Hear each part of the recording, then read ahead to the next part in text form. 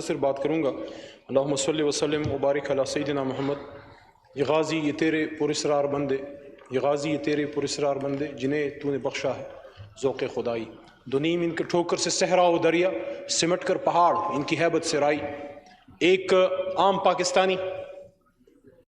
ایک ٹاٹ پہ پڑا ہوا بچہ، ایک لوور مڈل کلاس سے تعلق رکھنے والا نوجوان کیسے پاکستان کا نہیں پورے عالم اسلام کا فخر بنا، اور کیسے کیسے اس کے ساتھ اللہ تعالیٰ نے ایسے ہیرے جوڑے جنہوں نے اس کے عظیم مقصد کو پورا کیا۔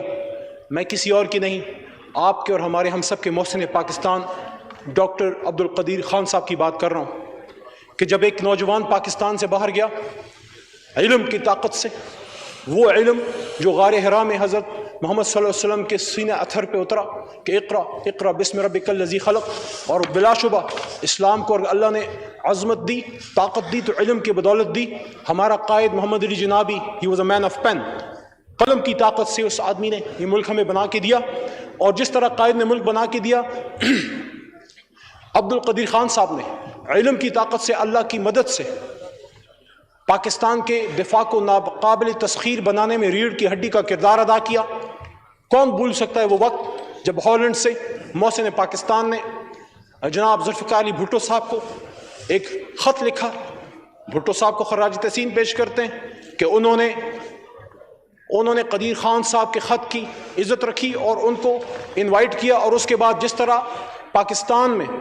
بھٹو صاحب کے بعد ضیاء صاحب، غلام اسحاق خان صاحب، بیچ میں محترمہ بینظیر بھٹو صاحب آئیں جب میزائل ٹیکنالوجی بھی پاکستان میں لانے کا اہتمام ہوا، سمر مبارک من صاحب، بے شمار ٹیکنیشین، بے شمار انجینئرز، بے شمار ہمارے میزائل ٹیکنالوجی، نیوکلیئر ٹیکنیشینز، ہمارے ایک خان لیب سے تعلق رکھنے والے، ایک چپڑاسی سے لے کے ایک ٹاپ انجینئر تک، ان سب لوگوں کو پھر جب یہ دھماکے ہوئے میاں صاحب کے دور میں، اور آج بھی جب عمران خان صاحب وزیر اعظم ہیں اور ہمارے سپہ سالار، سب لوگ جو اس کو لے کے آئے، جنہیں اس کی نگہداشت کی، جنہیں اس کی نشوونما کی، جنہیں اس کے لیے قربانیاں دیں، اور جو آج بھی اس کا